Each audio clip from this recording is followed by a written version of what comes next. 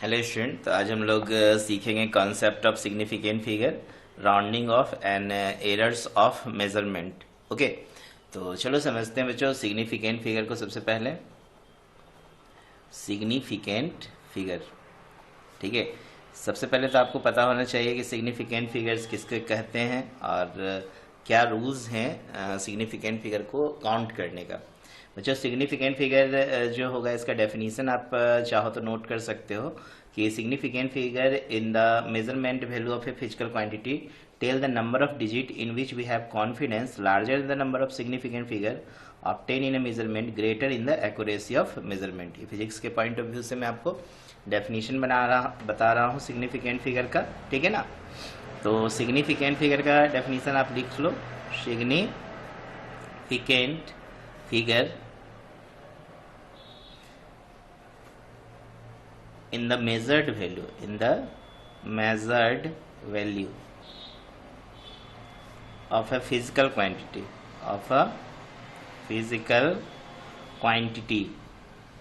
ठीक है, of a physical quantity tell the number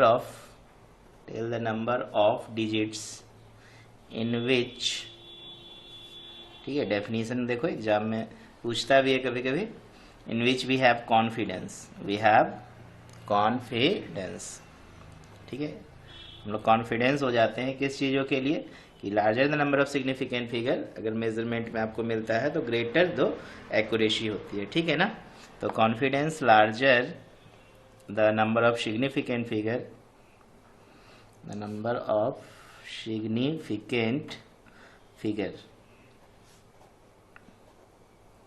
greater it's the accuracy, ठीक है ना। क्या लिखोगे? Greater is the accuracy of the measurement. समझ में आया ना।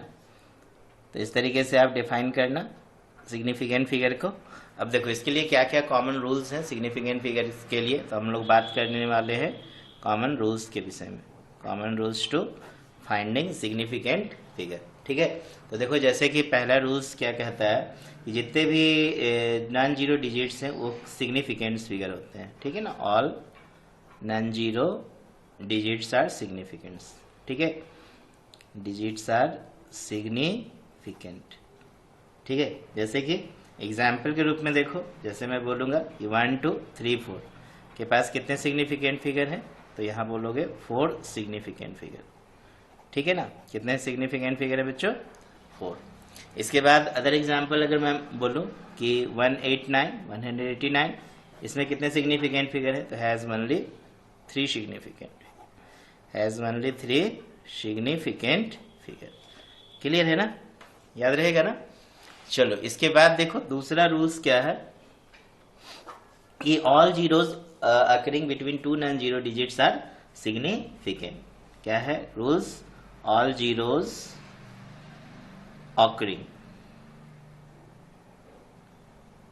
occurring between two non-zero digits are significant.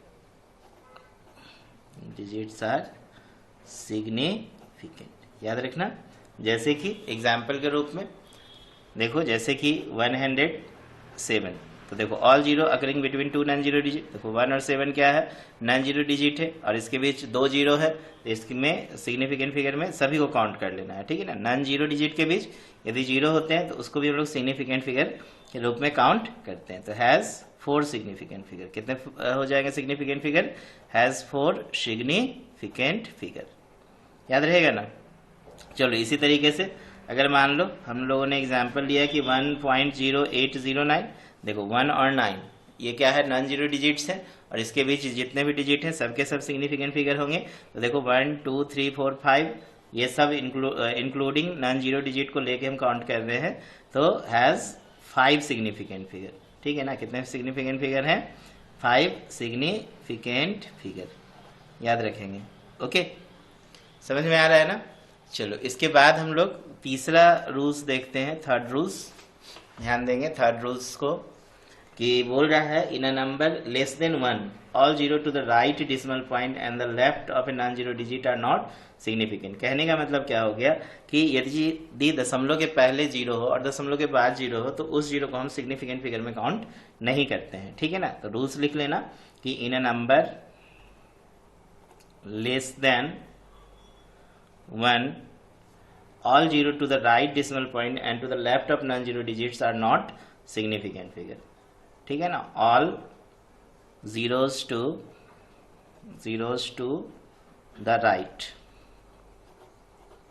of decimal point ठीक है ना, all decimal and to the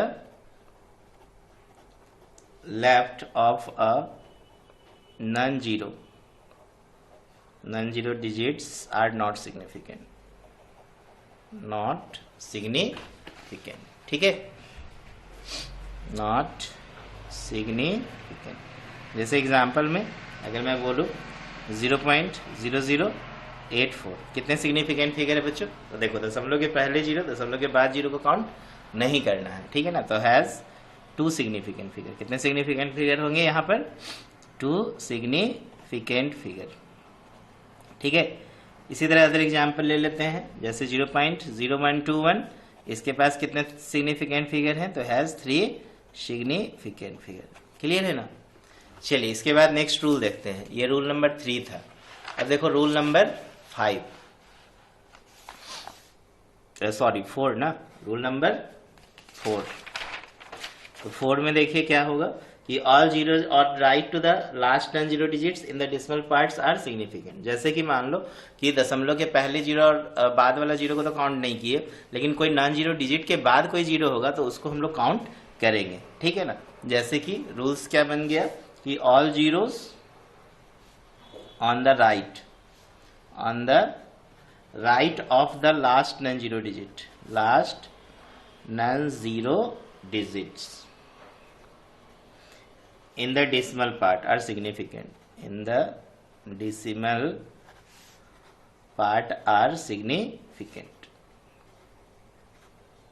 जैसे उदाहरण के रूप में देखो, जैसे कि 0.00800। तो देखो दशमलव के पहले जीरो बाद वाला जीरो को तो काउंट नहीं करेंगे, लेकिन ये नॉन जीरो डिजिट 8 है, उसके बाद वाला जीरो जो है सिग्निफिकेंट फिगर में काउंट होगा। तो हैज 3 सिग्निफिकेंट फिगर। कितने सिग्निफिकेंट फिगर होंगे बच्चों? 3 सिग्निफिकेंट फिगर। याद रहेगा ना? इसी तरह और भी आप एग्जांपल ले सकते हो, जैसे कि 1.00। अब देखो दशमलव के ये नॉन जीरो डिजिट है, उसके बाद जीरो है तो उसको काउंट किया जाएगा। तो हैज इसमें भी कितने सिग्निफिकेंट फिगर हो गए? 3 सिग्निफिकेंट फिगर। ओके, इसमें कितने सिग्निफिकेंट फिगर होंगे? 3 सिग्निफिकेंट फिगर। समझ में आ रहा है ना? चलो इसके बाद हम लोग रूल नंबर 5 देखते हैं। 5 में देखो all zero of the right of non zero digit are not significant. जैसे कि यहाँ पर ध्यान देंगे, ये बड़ा इंपॉर्टेंट रूल है, इसमें बहुत बच्चे गलती करते हैं। यहाँ पे क्या लिखेंगे? All zeros on the right of non zero digit. Non zero समझ रहे हो ना? कोई भी नंबर्स के विषय में बोल रहे हैं, जीरो को छोड़ के। Non zero digits are not significant figure.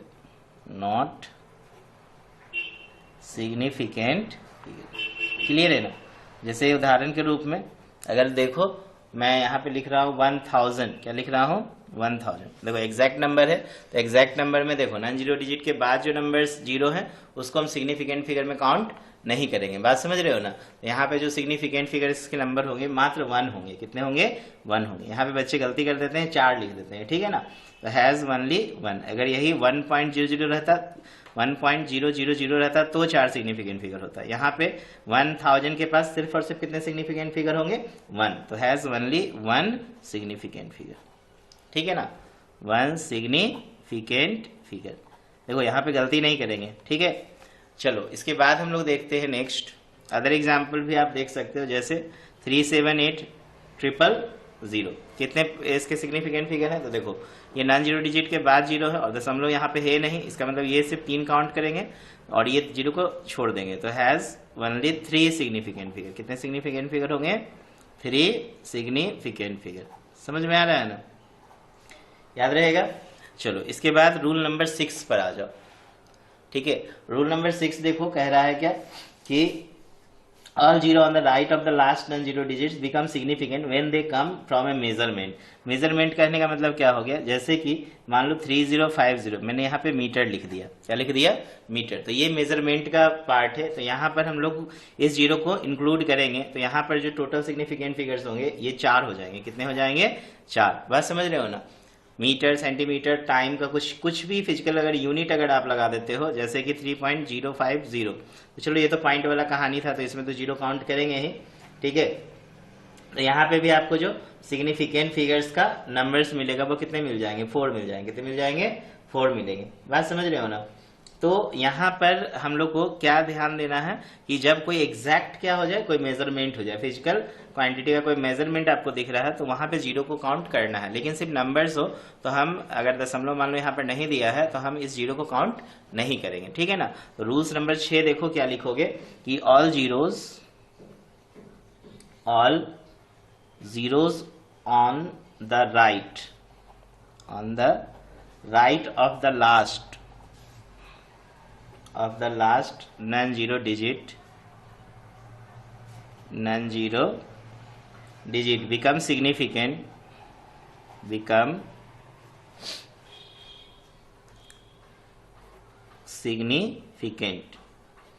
ठीक है। कब सिग्निफिकेंट होगा, when they come from a measurement,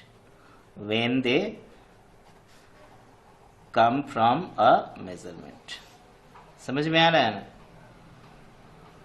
याद रहेगा।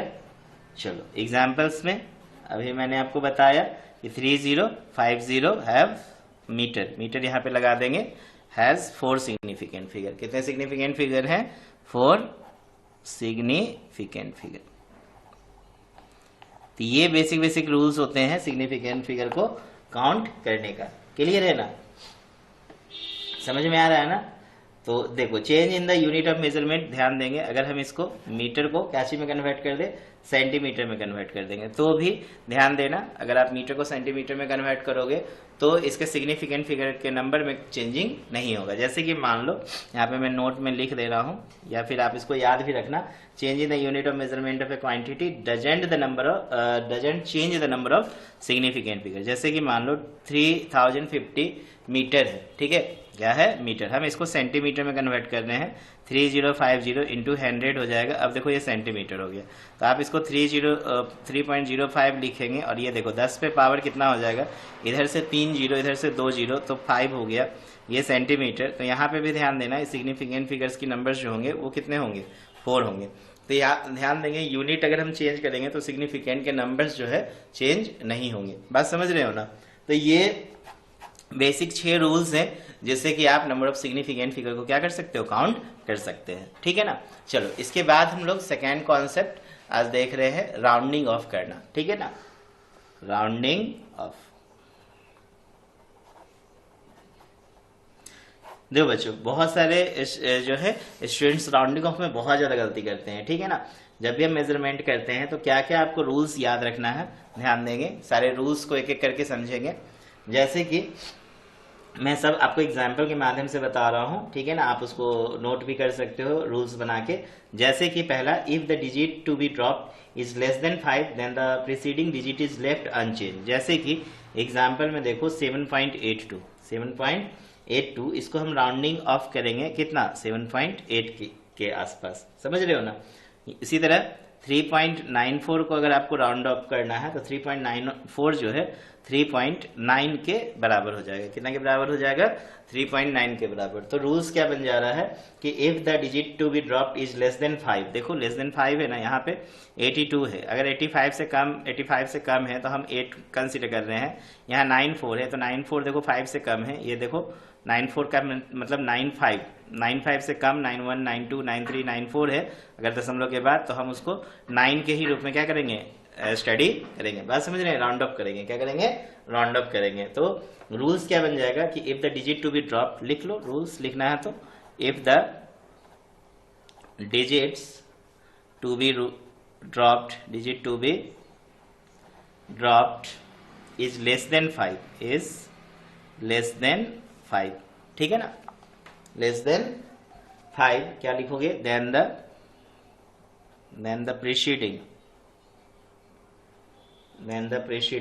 digit is left unchanged। ठीक है, समझ में आया ना। चलो सेकेंड वाला देखो, राउंड अप करने का रूल्स। जैसे मान लो कि यदि डिजिट ड्रॉप कर रहे हैं मोर देन 5 से, द प्रीसिंग डिजिट रेज हो जाता है 1 तक कर देते हैं। जैसे कि एग्जाम्पल में देखो 6.87, ये देखो 87 जो है 85 से ऊपर हो गया है, तो हम इसको क्या करेंगे 6.9 लिखेंगे। ठीक है ना। अदर एग्जाम्पल देखो 12.78 है, इसको आप राउंड अप करोगे तो 12.80 हो जाएगा। 78 कहाँ से लिखोगे, 80। ठीक है, तो रूल्स क्या बन गया कि if the digit is drop is more than 5 then the preceding digit क्या हो जाएगा, इज रेज्ड बाय 1। ठीक है, if the digit to be dropped, if the digit to be drop is more than 5 ना, more than 5, then the preceding digit is raised to by 1, digit is raised by 1। ठीक है, समझ में आ रहा है ना, raised by 1। चलो, तो इसमें आपने एग्जाम्पल भी देखा। रूल्स 3 ध्यान देंगे कि if the digit to be dropped is 5 followed by digit other than 0 then the preceding digit is raised by 1। जैसे एग्जांपल में देखो, यहाँ पे मान लो 16.351 है, क्या है 16.351। तो देखो 351 ये जो राउंड ऑफ हो जाएगा 351 है, तो ये 400 के बराबर हो जाएगा, तो 16.4 हो जाएगा। ठीक है ना।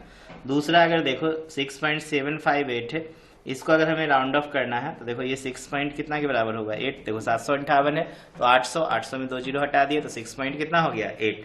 तो रूल्स क्या बन गया बच्चों कि if the digit to be dropped is 5 followed by the digit other than 0 then the preceding digit raise by 1। क्या बन गया रूल्स कि if the digit to be dropped is 5। ठीक है ना। देखो यहाँ पे 5 दिख रहा है ना ड्रॉप्ड, इसके बाद वाला डिजिट हम लोग देख रहे हैं। ठीक है ना। तो ये पूरा को हमको फिर कंसीडर करना पड़ेगा। If the digit is to be dropped is 5 followed by digits other then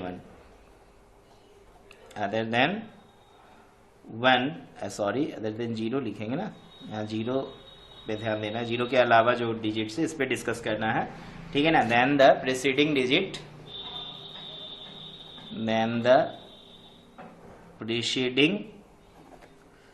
digit is raised by 1,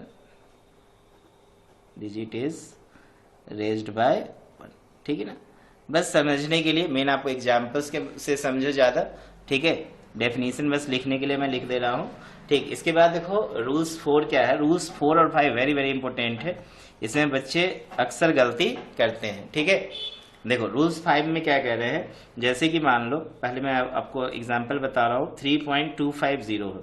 ठीक है, 3.250 है, हमने इसको राउंड अप किया 3.2 से, और 12.650 है, हमने इसको राउंड अप किया 12.6 से। ठीक है ना। यहाँ पे गड़बड़ हो जाता है कि 25 है, देखो 5050, अब इसको किससे लेना है, इसको 300 के आसपास ले जाएंगे कि 200 के आसपास ले जाएंगे, जिसकी वजह से हमने 2 लिखा।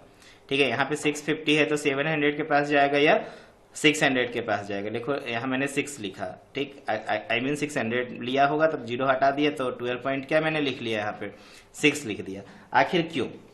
ठीक है ना। तो देखो यहाँ पे मैं एक और आपको एग्जाम्पल बता रहा हूँ, जैसे कि 3.750 है, इसको अगर हमें राउंड अप करना है तो ये 3.8 हो जाएगा। कितना हो जाएगा? 3.8।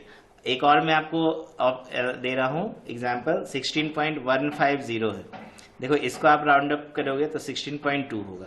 अब ये 4 एग्जाम्पल में आपको देखो एक चीज कॉमन सा समझ में आ रहा होगा, ये वाला जो डिजिट देखो यहाँ पे इवन है, 2 और 6 क्या है, इवन है। तो हमने इवन के अकॉर्डिंग यहाँ पे देखो क्या कंसीडर किया कि 2 और 6 लिखा, लेकिन जब ऑड था तो हमने एक बढ़ा के लिखा। देखो ऑड 7 और 1 था तो 750 को हमने 800 लिया होगा और 3.8 कर दिया, और 150 है तो 7 और 1 यहाँ पे क्या हो गया, ऑड फिगर हो गया। कौन सा फिगर हो गया? ऑड। तो इसी आधार पे देखो एक रूल्स बन गया। ठीक है ना। रूल्स क्या बन गया, ये 4 और 5, ये 5 के लिए रूल्स हो गया, ये 4 के लिए। तो रूल्स क्या बना बच्चों, if the digit is dropped by is 5 or 5 followed by the 0, then the percentage digit left unchanged if it is even। जैसे देखो यहाँ पे अगर 2 और 6 इवन है तो इसमें आपको दशमलव के बाद जो है इसमें कोई चेंजिंग नहीं करना है, बस 2.2 और 0.6 लिख के हम लोग छोड़ देंगे। अगर दशमलव के बाद देखो ऑड आएगा तो आपको बस इसको एक आगे बढ़ा के पॉइंट करना है। बात समझ रहे हो ना। यहाँ पे क्या रूल्स बन गया कि if the digit to be dropped by dropped is 5 ना है, और 5 followed by 0 देखो 0 के द्वारा फॉलोड किया जा रहा है ना, ठीक। then the percentage digit is left unchanged, then the percentage digit is left unchanged।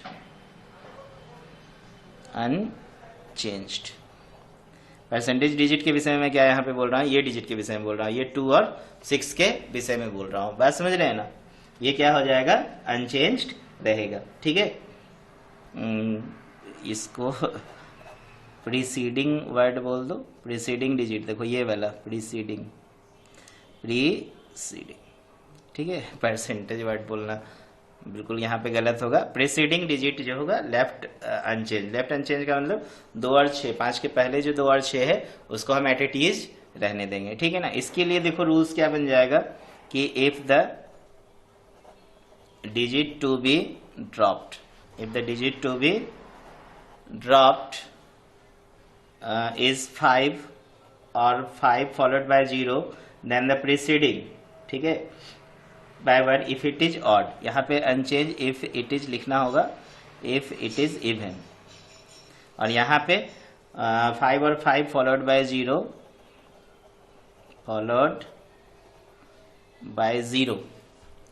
ठीक है ना, followed by 0, then the preceding digit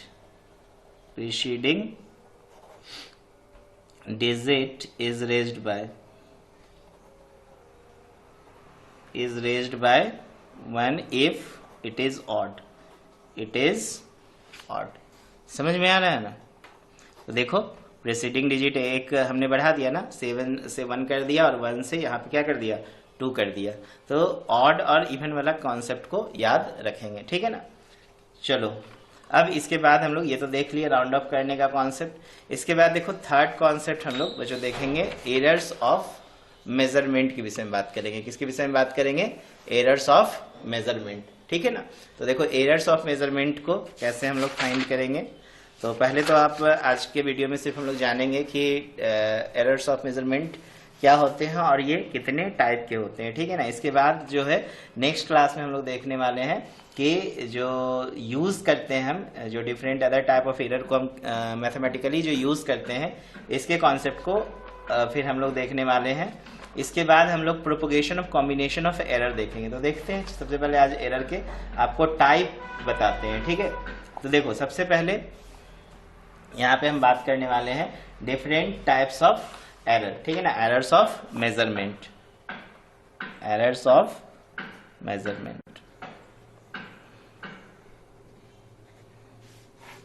देखो बच्चों एरर्स ऑफ मेजरमेंट बेसिकली आप 3 प्रकार से देखोगे, सिस्टमेटिक एरर, रैंडम एरर और ग्रॉस एरर। सबसे पहले अगर हमसे कोई पूछे कि एरर्स ऑफ मेजरमेंट को डिफाइन कैसे करेंगे तो क्या बोलोगे, the difference in the true value and the measured value is quantity is called error of measurement. क्या लिखोगे, the difference in the true value को हम लोग एवरेज वैल्यू बोलते हैं बच्चों। क्या बोलते हैं, average value. The difference in the true value and the measured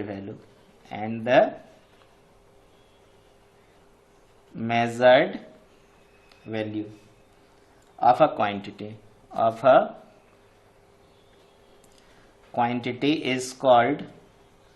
is called errors of measurement,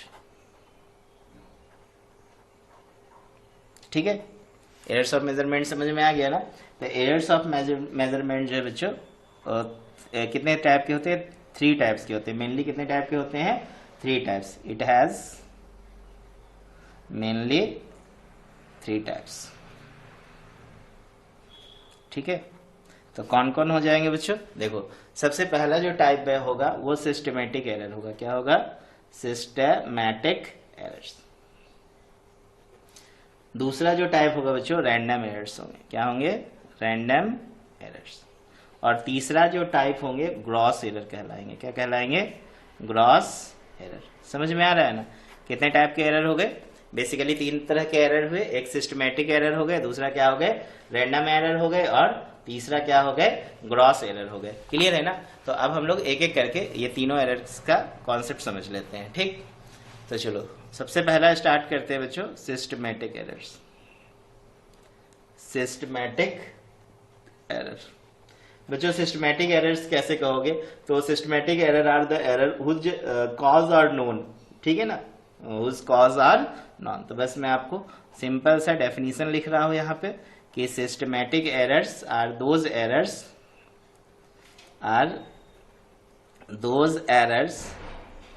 whose cause are known. ठीक है ना?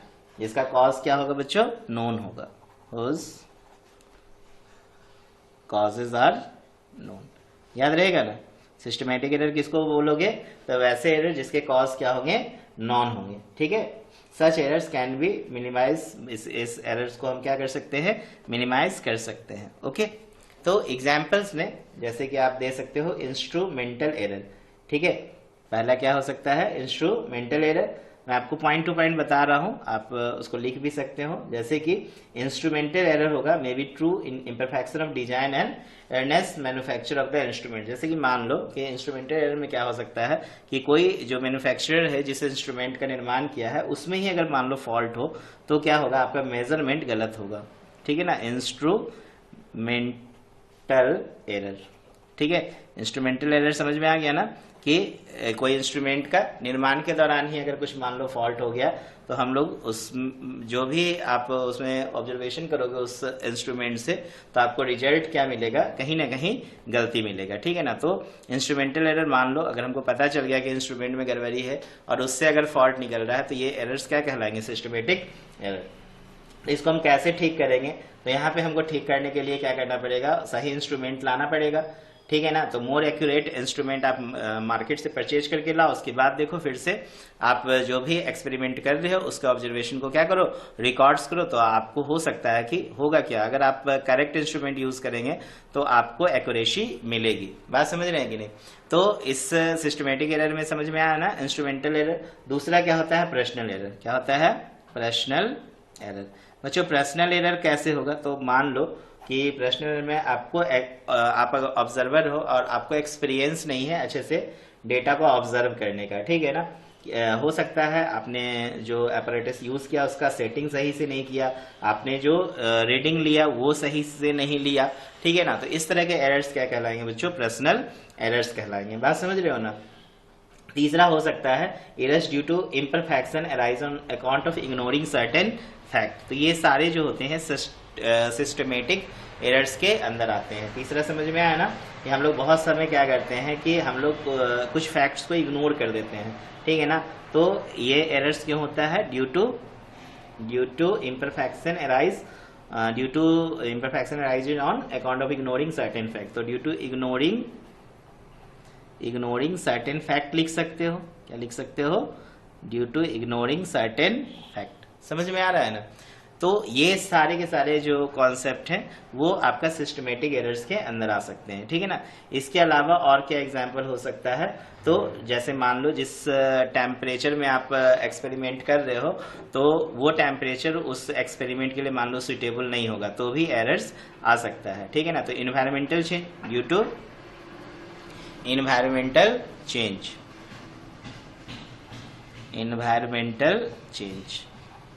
ड्यू टू इन्वायरमेंटल चेंज भी जो है बच्चों सिस्टमेटिक एरर्स हो सकते हैं। ठीक है ना? जैसे कि एग्जांपल में चेंज इन टेम्परेचर क्या हो जाएगा? Change in temperature. ठीक है? चेंज इन टेम्परेचर, प्रेशर, ये सब जो इन्वायरमेंट में चेंज हो रहा है, ह्यूमिडिटी। ठीक है? ह्यूमिडिटी। ठीक है? ये सब जो है एक्सपेरिमेंट को क्या करता है? प्रभावित करता है। तो आई होप समझ में आ गया होगा आपको सिस्टमेटिक एरर का कॉन्सेप्ट। दूसरा बच्चों होता है रैंडम एरर्स। क्या होते हैं? रैंडम। ठीक है, रैंडम का मतलब ही होता है अचानक। ठीक, तो ये एरर्स कैसे अराइज होते हैं, ध्यान देंगे। This error is arise due to large variety of factor. The cause of such error therefore क्या कह सकते हैं, the causes of such errors are not known precisely, hence not possible to eliminate random error. जैसे कि random errors को हम कह सकते हैं चांस एरर। क्या कह सकते हैं? Chance error. ठीक है ना, जैसे इसको हम एग्जांपल के रूप में समझाना चाहते हैं कि when the same person repeat the same observation he may get different reading in time. तो इसको क्या कहा जाएगा? रैंडम। ये गलती कर रहे हैं, बात समझ रहे हैं कि नहीं? एग्जाम्पल में क्या कह सकते हो कि जैसे मान लो कोई पर्सन है, एक ही ऑब्जर्वेशन को बार बार क्या कर रहे हैं, रिकॉर्ड्स कर रहे हैं, तो उसमें जो फॉल्ट्स हो रहे हैं उसको हम लोग क्या कहते हैं? रैंडम एरर कह सकते हैं। ठीक है ना, तो इसमें बहुत बड़ी चीज नहीं है, बस आपको एग्जाम्पल्स के माध्यम से समझना था कि रैंडम एरर्स किसको कहेंगे। बात समझ रहे हो कि नहीं? बहुत सारे इसमें फैक्टर्स इन्वॉल्व हो सकते हैं।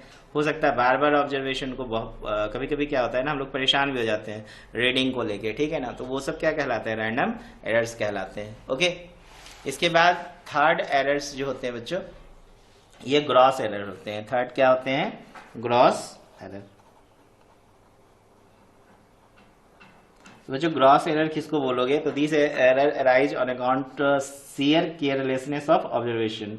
ठीक है ना, या ऑब्जर्वर के द्वारा जो केयरलेसनेस होता है, जैसे कि मान लो कि आपने इंस्ट्रूमेंट को सेट नहीं किया सही तरीके से और आप रीडिंग कर रहे हो, तो ये क्या कहलाएगा? ग्रॉस एरर्स कहलाएगा। ठीक है ना, तो ग्रॉस एरर्स में क्या हो सकता है कि रीडिंग ऑफ, जैसे मान लो reading an instrument without setting, ठीक है ना, इट प्रॉपर्ली। ठीक है ना, आपने क्या किया? इंस्ट्रूमेंट को सही तरीके से सेट नहीं किया, ठीक है ना, और आप रीडिंग किए जा रहे हो, तो ये क्या होगा? मिस्टेक होगा। तो ये एरर्स कहलाता है ग्रॉस एरर। ठीक है, इसके बाद देखो सेकंड इसके एग्जांपल हो सकते हैं कि taking the observation wrongly without caring for source of error and the precaution. ये भी एक कारण हो सकता है। क्या चीज? Taking the observations wrongly. ठीक है ना, wrongly without caring,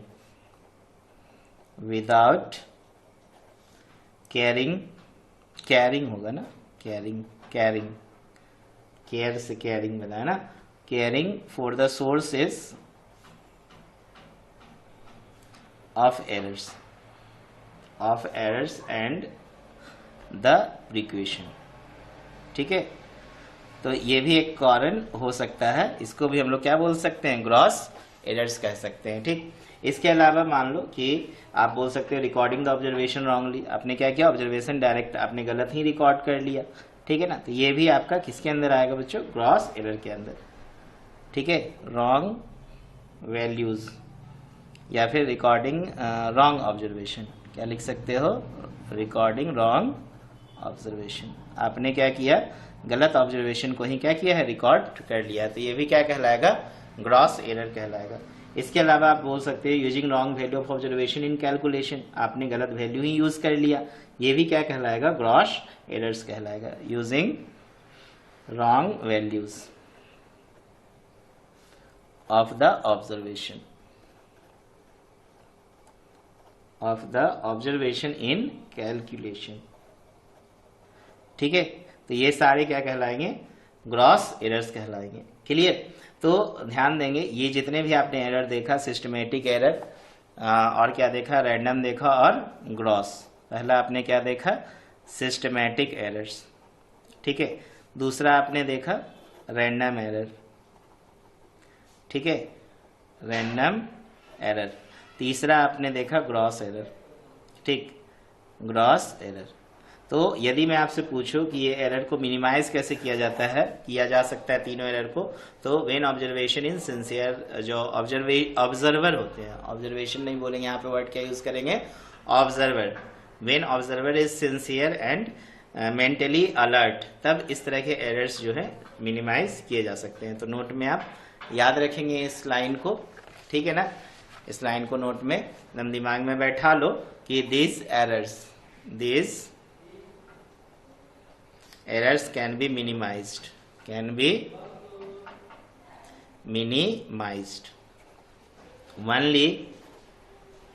when the observer is sincere,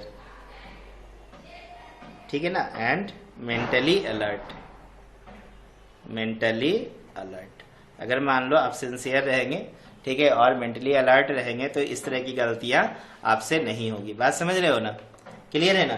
तो चलो बच्चों, इसके बाद हम लोग नेक्स्ट क्लास में देखने वाले हैं different other types of error, ठीक है। जैसे कि हम लोग नेक्स्ट क्लास में सीखने वाले हैं एब्सोल्यूट एरर की concept, mean absolute error, relative error या फ्रैक्शनल एरर्स के विषय में हम लोग बात करेंगे और इस पे बेस्ड न्यूमेरिकल्स देखेंगे। और ये जब टॉपिक कंप्लीट हो जाएगा तो हम लोग propagation of combination of errors देखेंगे। तो दो लेक्चर और आएंगे एरर पे बेस्ड, 3 लेक्चर, और एक लेक्चर जो रहेंगे न्यूमेरिकल बेस्ड रहेंगे, जिसमें सिर्फ और सिर्फ हम लोग एरर पे बेस्ड न्यूमेरिकल को स्टडी करेंगे। तो ये आज बेसिक मैंने आपको एरर्स के टाइप बताया, सिस्टमेटिक, रैंडम और ग्रॉस एरर, जो हमारा इन एक्सपीरियंस आप बोल सकते हो या केयरलेसनेस बोल सकते हो, ठीक है ना, या हम मेंटली फिट नहीं रहते हैं या मेंटली अलर्ट नहीं रहते हैं, तो जो गलतियां होती है बच्चों, ये कहलाता है सिस्टमेटिक एरर या रैंडम एरर या ग्रॉस एरर। ओके, तो चलो, आई होप आपको आज ये तीनों टॉपिक समझ में आया होगा। Okay, thank you.